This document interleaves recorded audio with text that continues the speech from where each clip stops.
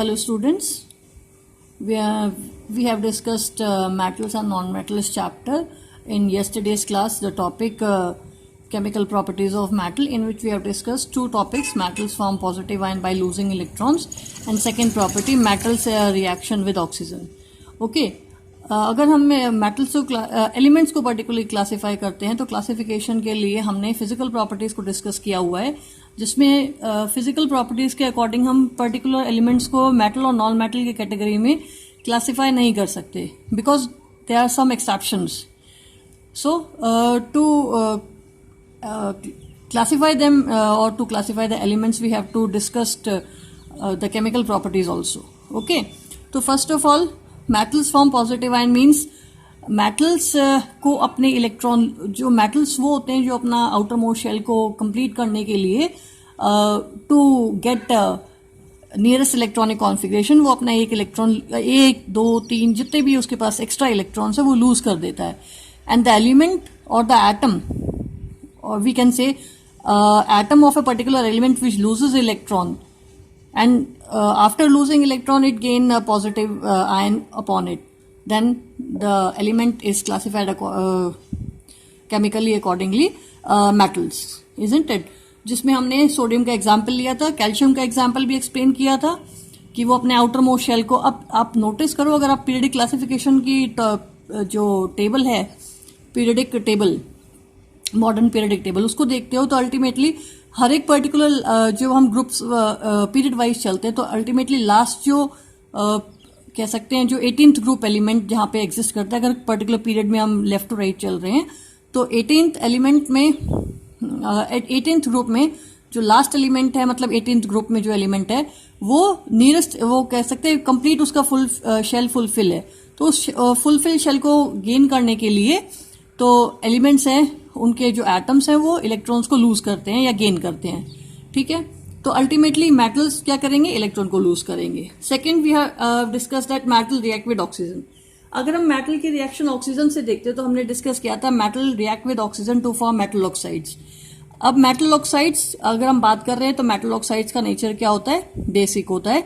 और इसको प्रूव करने के लिए हम क्या कर सकते हैं, मेटल ऑक्साइड पर्टिकुलर जो हमारे पास ऐश अवेलेबल है उसको हम अगर वाटर में डिसॉल्व करते हैं तो वाटर में डिसॉल्व करने के बाद हमारे पास जो सोल्यूशन होगा, दैट सोल्यूशन इज बेसिक. और उसके लिए हम क्या करेंगे, we can go through with the litmus test, okay, in which we can take a blue litmus solution or we can take blue litmus paper, and if we dip the blue litmus paper in the solution we get it red.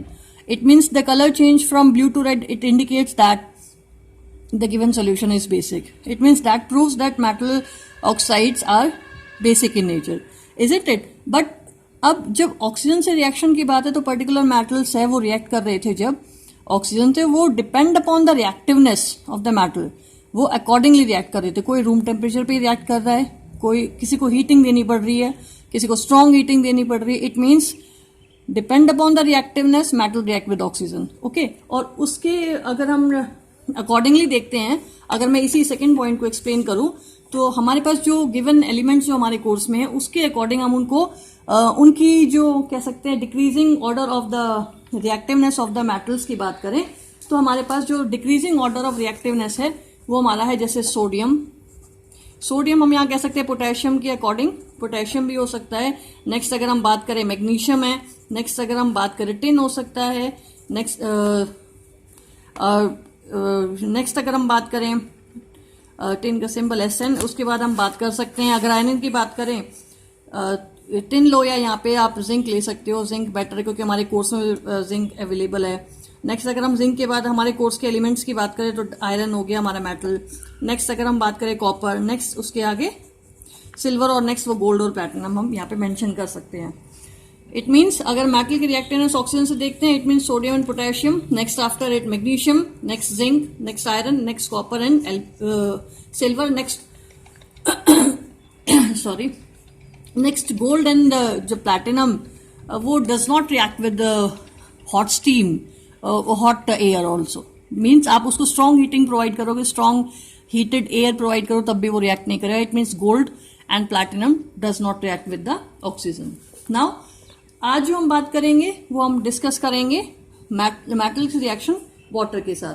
जब metal की reaction water से करते हैं, आज अब third point discuss करेंगे जो मैंने आपको यहाँ मेंशन कराया है, ये वाला मेटल्स रिएक्शन विद वाटर। जब मेटल्स रिएक्ट करते हैं वाटर से तो हमारे पास बनता है मेटल हाइड्रोक्साइड, हमारे पास बनेगा मेटल हाइड्रोक्साइड। और सेकेंड चीज हमारा बनेगा इसके साथ हाइड्रोजन गैस, इजंट इट। यहां पे बनेगा हाइड्रोजन गैस। बट ध्यान रखने वाली बात क्या है, metal when react with water to form metal hydroxide and hydrogen gas, this reaction takes place in 2 steps बच्चों। 2 स्टेप्स में ये रिएक्शन चलती है।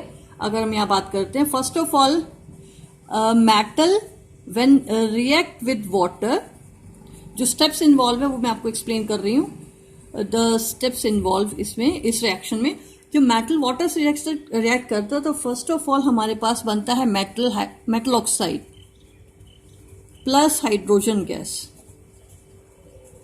यहां पे बनेगा metal oxide plus hydrogen gas, isn't it. Now 1 सेक बच्चों,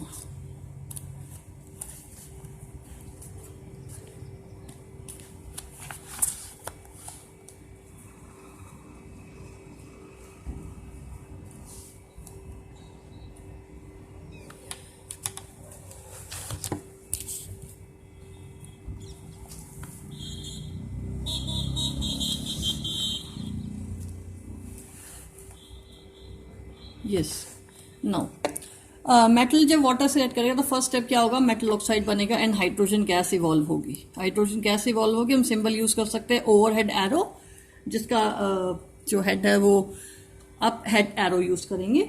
नेक्स्ट, अब जो मेटल ऑक्साइड हमारे पास अवेलेबल हुआ है इस स्टेप में, वो मेटल ऑक्साइड फर्दर रिएक्ट करेगा वाटर से। फर्दर रिएक्ट करने और वाटर से तो हमारे पास अवेलेबल होगा मेटल हाइड्रोक्साइड, मेटल हाइड्रोक्साइड। यहां पे हमारे पास मेटल हाइड्रोक्साइड अवेलेबल होगा। नोटिस करने वाली बात क्या, इस स्टेप से मेजर जो प्रोडक्ट्स है वो हमारे पास metal hydroxide and hydrogen gas है। तो यहां पे आप नोटिस करो, hydrogen gas is here and metal hydroxide is produced in that step, isn't it? Means 2 main products which is formed in the reaction is take place in 2 steps. First of all, metal react with water to form metal oxide and then plus hydrogen gas. Now metal oxide plus water that gives metal hydroxide. ये हमें prove करता है कि metal oxide, ये जो हमने metal की reaction oxygen से डिस्कस की थी, ये भी प्रूव करता है कि metal oxides are basic in nature when dissolved in water. And we have discussed in previous class that the metal oxide will dissolve in water that are called alkalis, isn't it? Which are because all metal oxides are not dissolved completely. The metal oxides which are dissolved completely in water that are called alkalis. Now, this reaction is also based on the reactiveness of the metal. Reactiveness of metals means अब आपको इसके लिए क्या required होगा, reactivity series जो आपको learn करनी पड़ेगी, जो आपको एनसीईआरटी में पेज नंबर 45 पे गिवन है। एनसीईआरटी में जो एक टेबल गिवन है उसको मैं आपको यहाँ राइट डाउन कर रही हूँ, फिर अकॉर्डिंगली हम रिएक्शन को फॉरवर्ड कर सकते हैं। जैसे हमारे पास पोटेशियम है, नेक्स्ट हमारे पास है sodium, next calcium, magnesium, aluminium, next zinc, next हमारा iron, next PB, now H hydrogen, next after it's copper, next mercury, silver, and then last we can say gold, Au, isn't it? Now this reactiveness is based on decreasing order of the reactivity of the metals. Means at the top the most you can say reactive metal, most reactive metal. Now and in the bottom the least reactive, isn't it? Means reactiveness decreases, reactivity decreases, reactivity decreases, isn't it? तो जब तक हमें ये table याद नहीं होगी हम ये फाइंड आउट नहीं कर सकते कौन सा एलिमेंट है वो कितना रिएक्टिव है, और इसी बेसिस पे हम वी कैन कह सकते हैं forward the displacement reactions also, isn't it? Now अगर हम वाटर की बात कर रहे हैं तो वाटर में अब हम रिएक्शंस की बात करेंगे, तो हम जो हमारे एनसीईआरटी में अवेलेबल इक्वेशन है वो मैं आपको एक्सप्लेन कर रही हूँ one by one, isn't it. First of all अगर हम बात करते हैं हाईली रिएक्टिव मेटल्स जो हैं, ये हम कौन सी रिएक्शन बात कर रहे हैं, मेटल के रिएक्शन वाटर के साथ, इजंट इट। तो हम मेटल्स को डिस्कस करेंगे according to the reactiveness. First of all we discuss the highly reactive metals.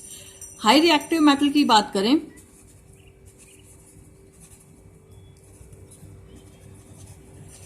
High reactive metals के केस में अगर हम बात करते हैं तो हम इसमें एग्जांपल ले सकते हैं सोडियम का, पोटेशियम का, isn't it. These are the most reactive metals.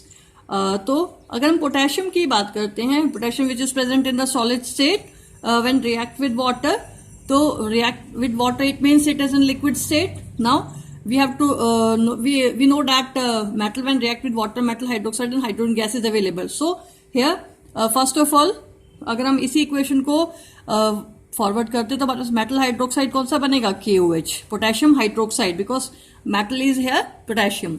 Now with the release of hydrogen gas, if you want to balance it we can also balance the equation.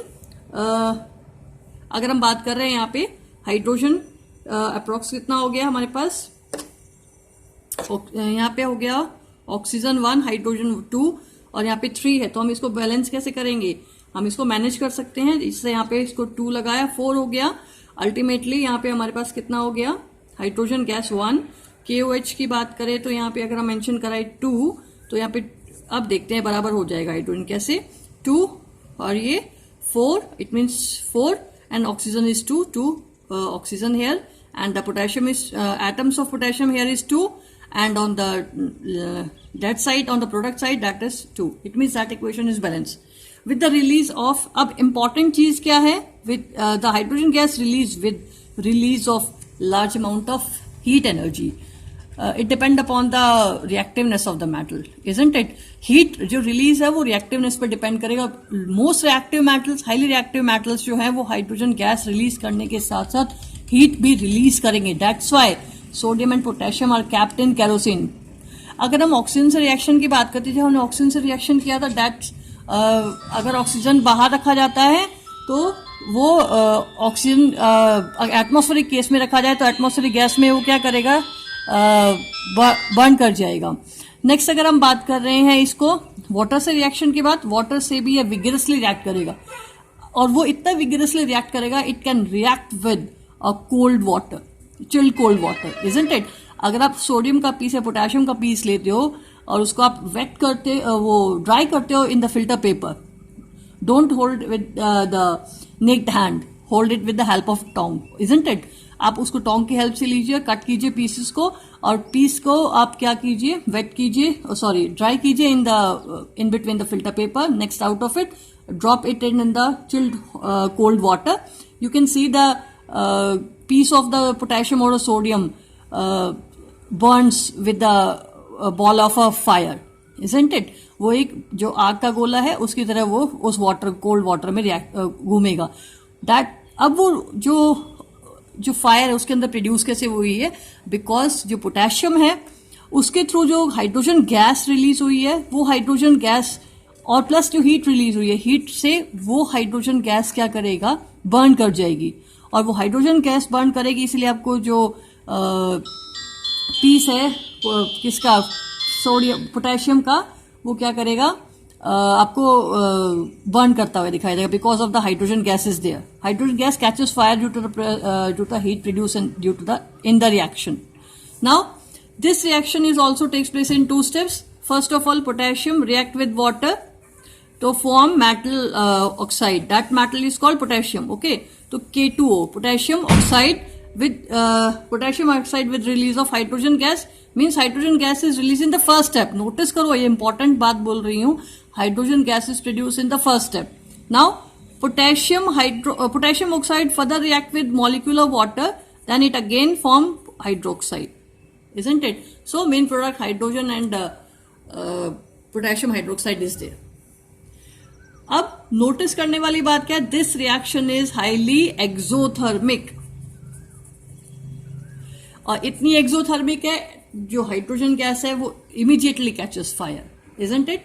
Now अगर हम potassium की बात, अभी तो हमने potassium की बात की, अगर हम इसी के साथ साथ सोडियम की बात करते हैं सोडियम में भी यही रिएक्शंस फॉरवर्ड होंगी। जैसे हम अगर बात करें तो हमारे पास सोडियम है, वो रिएक्ट करेगा वाटर से, तो अल्टीमेटली हमारे पास बेस बनेगा NaOH, sodium hydroxide with release of hydrogen gas. आप बैलेंस कर सकते हो इस इक्वेशन को अकॉर्डिंगली। नाउ अब इसी को हम दोबारा स्टेप में फॉरवर्ड करें कि ये कितनी स्टेप्स में फॉरवर्ड होगी रिएक्शन, तो हम बात कर सकते हैं sodium react with water.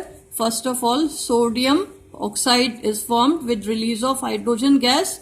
Now this sodium hydroxide further react with water to form sodium hydroxide. It means hydrogen gas and base is formed, and base is sodium hydroxide. This reaction is also highly exothermic, बहुत ज्यादा heat releasing reaction है। इतनी heat releasing है कि वो जो hydrogen gas produce हो रही है, that hydrogen gas catches fire. Is it clear? Now अगर हम रिएक्टिवनेस के बेस पे बात करें तो हम जब इसके बिलो जाते हैं, अगर हम बात करें किसकी, कैल्शियम की, तो अगर हम कैल्शियम से रिएक्शन करते हैं वाटर की, तो कैल्शियम की रिएक्शन वाटर से लेस विगरस है, लेस वॉयलेंट है। मींस यहाँ पे हाइड्रोजन गैस जो है वो बर्न नहीं करेगी क्योंकि वहां पे हीट रिलीज नहीं हो रही है। अभी आपको मैंने फर्स्ट जो रिएक्टिवनेस पे बात की, तो सोडियम और पोटेशियम है वो हीट रिलीज करते हैं। That means that reaction is highly exothermic. So but when we discuss about the calcium, magnesium, these are not exothermic reactions. Only hydrogen gas is produced, but heat is not released there.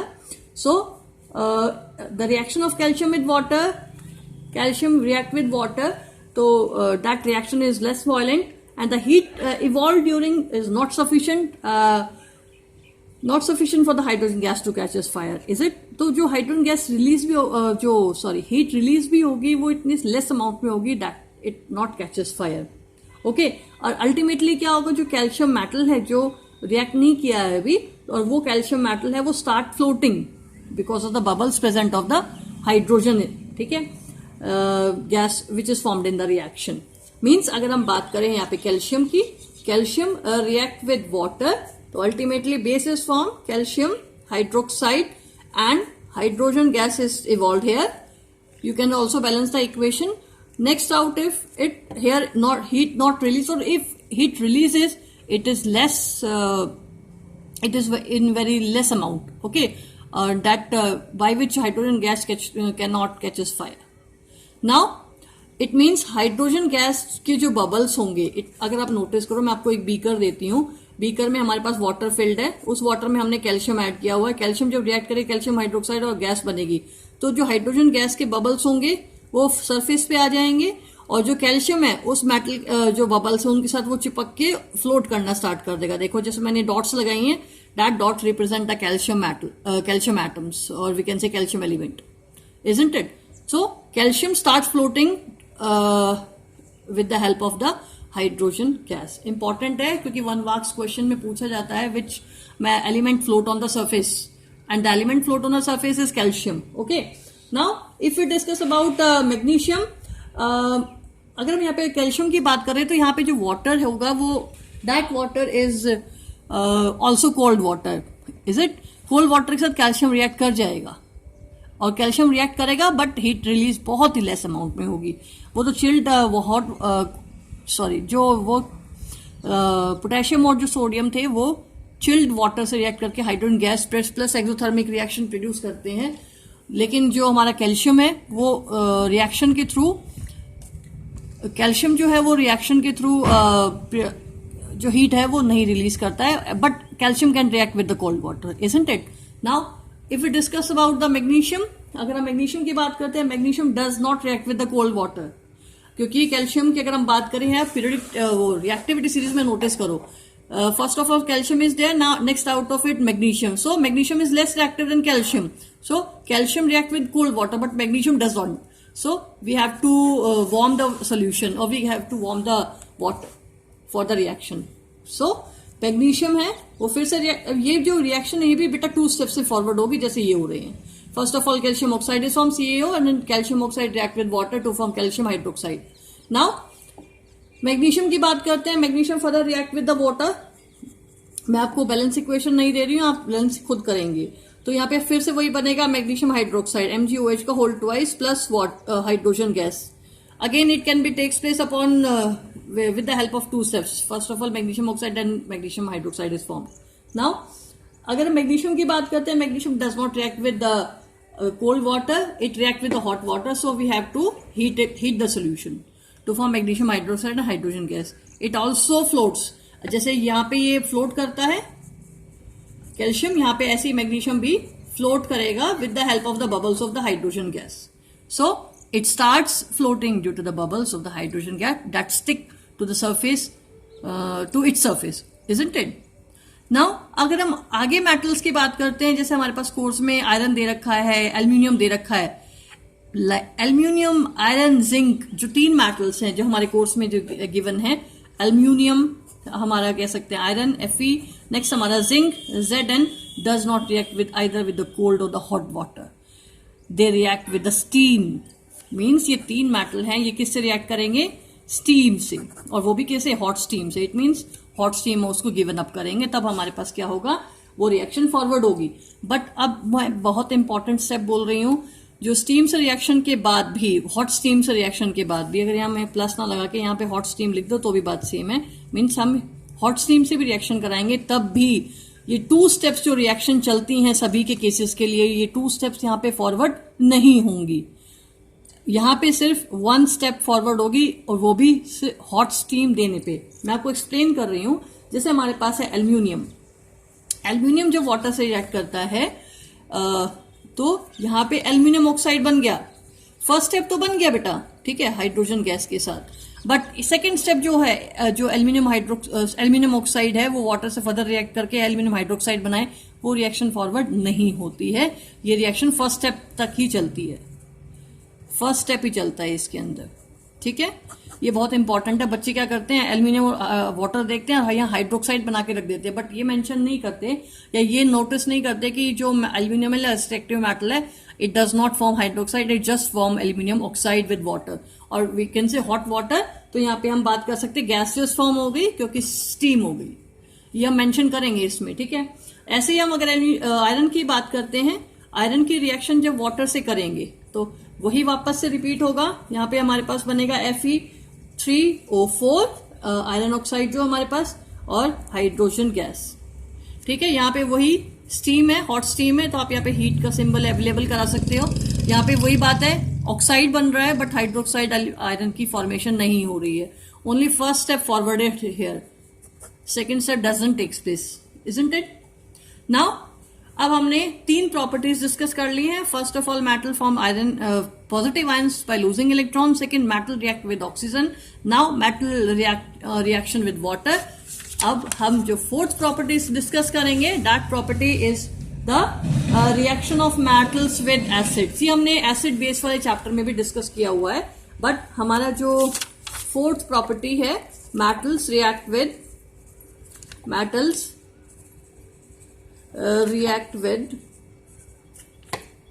Acids. Metals react with acid हमें पता है salt और hydrogen gas release करते हैं. Means metal plus acid. यहाँ पे acid हम कौन सी एसिड्स लेंगे? एसिड्स हम यहाँ पे मिनरल एसिड्स को यूज करेंगे, और वो भी डाइल्यूटेड, इजंट इट. यहाँ पे क्वेश्चन इंपॉर्टेंट है, वेरी वेरी डाइल्यूट सोल्यूशन हो तो भी हम ये रिएक्शन फॉरवर्ड कर सकते हैं, वेरी डाइल्यूट सोल्यूशन हो तो भी कर सकते हैं. इट मीन्स, लेकिन अगर आपके पास कोई C question, optional question, MCQs question में ऑप्शन आता है कि वेरी डाइल्यूट और वेरी वेरी डाइल्यूट, तो we can mention it very very dilute, ठीक है. हम वेरी वेरी डाइल्यूट पे क्लियर करेंगे, टिक करेंगे. नाउ मेटल जब एसिड से रिएक्ट करेगा तो हमारे पास क्या क्या बनेगा? सॉल्ट प्लस हाइड्रोजन गैस, जो कि हमने एसिड बेस चैप्टर में भी डिस्कस किया हुआ है. अगर हम एक जैसे एग्जाम्पल की बात करें तो ले सकते हैं कोई भी मेटल ले लो आप, जैसे पोटेशियम ले लो, ठीक है. पोटेशियम रिएक्ट विद कह सकते हैं HCl, जो कि डाइल्यूट होगा. डाइल्यूट का मतलब DIL कर देते हैं हम यहाँ पे, और जो सॉल्ट बनेगा वो KCl बनेगा, और अल्टीमेटली हाइड्रोजन गैस रिलीज हो जाएगी. बैलेंस आप इक्वेशन कर सकते हो, ये एक एग्जाम्पल मैंने दे दिया. ऐसे आप पोटेशियम से रिएक्शन करा सकते हो. आप दूसरा मिनरल एसिड ले सकते हो, H2SO4. H2SO4 यहाँ पे आप अवेलेबल करा रहे हो. वन सेक बेटा.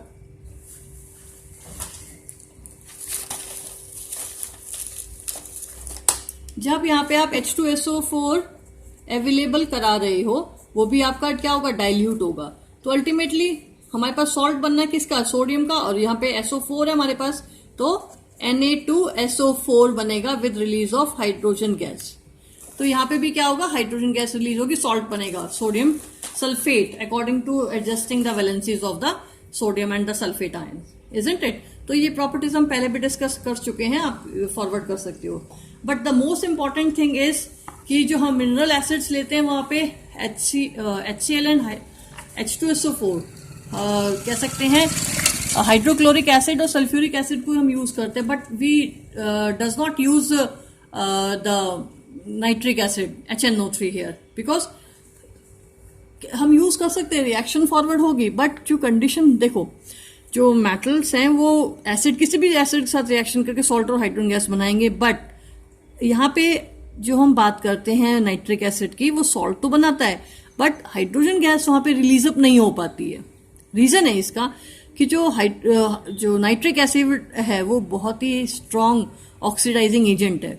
वो जो हाइड्रोजन गैस बनती तो जरूर है, बट उस हाइड्रोजन गैस को वो क्या कर देता है, ऑक्सीडाइज कर देता है और कन्वर्ट कर देता है हाइड्रोजन गैस को इनटू H2O वाटर में, और अपने आप को इटसेल्फ वो क्या कर लेता है, कन्वर्ट कर लेता है किसमें, कोई भी नाइट्रोजन के प्रोडक्ट्स में या कोई भी नाइट्रोजन के ऑक्साइड्स में, जैसे N2O, NO, NO2।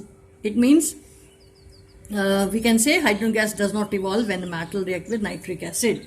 मीन्स अगर हम बात कर रहे हैं कोई भी मेटल जो किससे रिएक्ट करेगा, अगर हम बात कर रहे हैं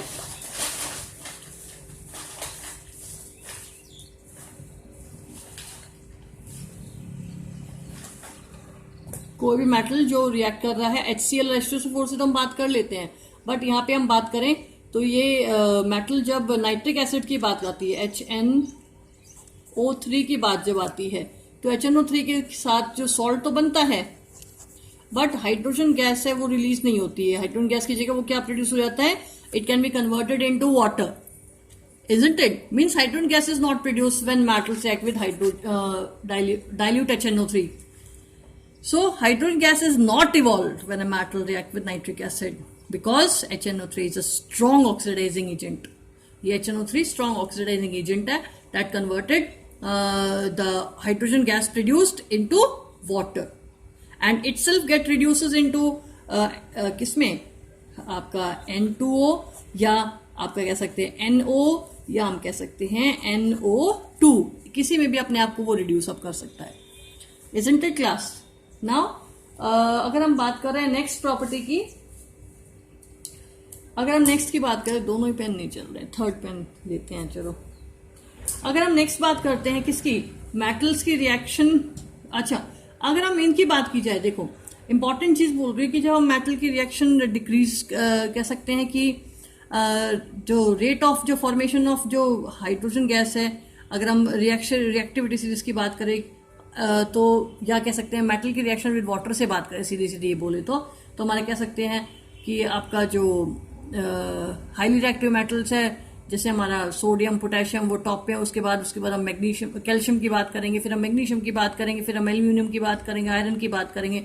it means that is a decreasing order of the metals reaction with the water, isn't it. लेकिन अब हम बात किसकी कर रहे हैं, मेटल की रिएक्शन विद एसिड्स। तो इसमें भी हम बात कर सकते हैं, वही कंडीशंस अप्लाई है हमारे पास। First of all highly reactive metals, फिर लेस मॉडरेट, उसके बाद less reactive metals, isn't it. अगर हम और बात करें बच्चे रिएक्टिवनेस के बेस पे ही, जो हाइड्रोजन के बिलो रिएक्टिव सीरीज में, जैसे मान लो यहाँ पे हाइड्रोजन है, हाइड्रोजन से बिलो वाले जो एलिमेंट्स हैं वो ये वाली रिएक्शन फॉरवर्ड नहीं करते हैं, because these elements are less reactive metal, they cannot displace hydrogen from the acids, so no reaction takes place here, कोई reaction वहां पे takes place नहीं होगी because of the reactiveness of the metals. now अगर हम इसी में बात कर रहे हैं किसकी, रिएक्शन की, तो यहाँ पे एक फॉर्मेट आता है हमारे पास, एक कह सकते हैं नोट है हमारे पास। नोट की बात करें तो एक इंपॉर्टेंट नोट है जिसे हम कहते हैं कि aqua regia.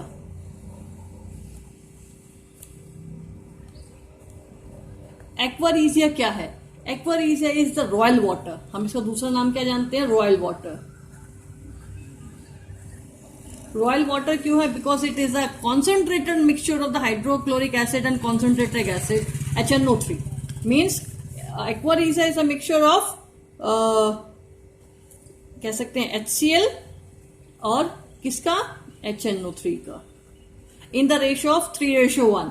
Means aquaresis is freshly prepared mixture of the concentrated hydrochloric acid, that is HCl, and the concentrated HNO3 in the ratio of 3:1. That mixture is called the aquaresia.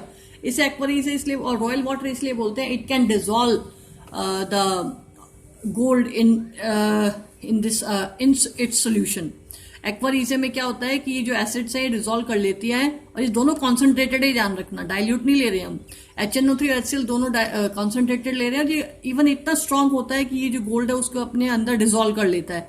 आप notice करो, जो gold Smiths होते हैं वो हमारे कहते हैं ना कि गोल्ड को हम क्लीन करवा लो, तो क्लीन करने का मतलब क्या? उनके पास जो सोल्यूशन है वो किसका है? एक्वारीजिया का. और एक्वारीजिया में जैसे वो गोल्ड को डिप करते हैं, अल्टीमेटली जो ऊपर की लेयर है वो रिमूव आउट हो जाती है, प्लस गोल्ड है वो भी डिजोल्व हो जाता है, और अल्टीमेटली हमारा गोल्ड है वो शाइन करना स्टार्ट कर देता है. But a small amount of gold dissolve in the solution, जो किसको बेनिफिट करेगा? गोल्ड स्मिथ को. Okay, so it can dissolve gold even though neither of this acid can be do alone. ये अकेले अपने आप में नहीं कर सकती है, बट ये दोनों कंबाइंडली क्या करेंगे? गोल्ड को डिजोल्व कर लेते हैं. एक्वारीजा इज हाईली कोरोसिव, बहुत ज्यादा corrosive, that's why it can dissolve gold in itself. ठीक है, फ्यूमिंग लिक्विड है, it is one of the few reagents that able to dissolve the gold and the platinum. Gold और platinum को ये dissolve कर सकता है अपने अंदर, isn't it? तो एक्वारीजा समझ आ गया आपको. नेक्स्ट अगर हम बात करें रिएक्शन की, जो फिफ्थ प्रॉपर्टी है हमारी, फिफ्थ प्रॉपर्टी की अगर हम बात कर रहे हैं तो हमारी प्रॉपर्टी क्या है? मेटल्स की रिएक्शन किसके साथ? मेटल सॉल्ट सॉल्यूशंस के साथ, मेटल सॉल्ट सॉल्यूशंस के साथ. इस केस में ये भी हमने पहले पढ़ा हुआ बेटा, highly reactive metal displaces less reactive metal from its salt solution and from salt and water, isn't it? Water तो नहीं बोलेंगे, एंड मतलब डिस्प्लेस कर देगा. एक्सप्लेन करते हैं. जैसे मान लो मेटल मेटल, इसको मैं इस तरह लिख रही हूं कि मान लो हमारे पास एक मेटल ए है और हमारे पास एक सोल्यूशन है, सॉल्ट सोल्यूशन है, किसका? बी का. बी सॉल्ट सोल्यूशन है. तो क्या होगा? जो metal A is highly reactive then B, then it displaces it and form salt a salt solution. A का सॉल्ट सोल्यूशन बना लेगा, प्लस यहां पे डिस्प्लेस कौन हो गया? Salt B, sorry metal B, तो यहां पे हम लिख देंगे metal B. Is it clear? Means जब तक मेटल ए रिएक्टिव नहीं होगा highly reactive then B, then it can not displace B. Only highly reactive metals displaces less reactive metal from its salt solution. Isn't it class? ये भी हमने previous classes में पढ़ा हुआ है. अगर आप एक्सप्लेनेशन की बात करते हो तो हम इसका एग्जाम्पल भी इसको सॉल्व कर सकते हैं कि highly reactive metal displaces less reactive metal. और इसमें जो रिएक्शन फॉरवर्ड होगी वो कौन सी होगी? Displacement reaction. यहाँ पे कौन सी रिएक्शन फॉरवर्ड होगी? Displacement reaction. तो यहाँ पे एक एग्जाम्पल भी हम फॉरवर्ड कर सकते हैं. जैसे हमारे पास है zinc which is present in the solid state and the copper sulphate. अब नोटिस करो, zinc is highly reactive in copper. देखो यहाँ पे टेबल में देखो, zinc is highly reactive in copper. It means zinc can displaces copper from its salt solution. Notice करो, ये copper यहाँ पे है, जिंक यहाँ पे है, zinc is highly reactive than copper. Simple. So zinc can displaces copper from its salt solution. यहाँ पे सोल्यूशन है तो एक्वा, आप एक्वा सोल्यूशन मेंशन कर सकते हो. ठीक है, और हम ये डिस्कस कर चुके हैं एक्वा सोल्यूशंस आर दो solutions solvent is water. Now यहाँ पे हमारा जो डिस्प्लेसमेंट के थ्रू बना वो ZnSO4 बन गया, जिंक सल्फेट, और प्लस रिप्लेस कौन हो गया? कॉपर. क्लियर है? कॉपर यहाँ पे डिस्प्लेस अप हो गया, जो यहाँ पे मेटल बी की तरह बिहेव कर रहा है. मेटल ए की तरह कौन बिहेव कर रहा है? जिंक. मेटल बी का सॉल्ट सोल्यूशन जैसे कॉपर का salt solution. Is it? Now A का सॉल्ट सोल्यूशन मीन जिंक का sulphate solution and B that is copper. अगर आप और भी रिएक्शन देखना चाहे तो हम लेड की देख सकते हैं, पीबी की, which is with the help of copper chloride, which is again aqueous and it is solid. Now again PbCl2 lead chloride बनेगा और कॉपर डिस्प्लेसेस. एक और एग्जाम्पल लास्ट देख लेते हैं.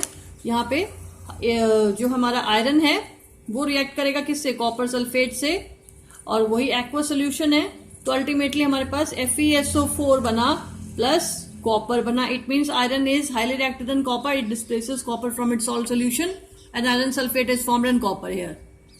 Is it clear, class? So again, a reaction of metal with a metal solution is there, which is based on a displacement reaction, and ultimately based on the reactiveness of the metal, or we can say reactivity series of the metals. Is it clear, class?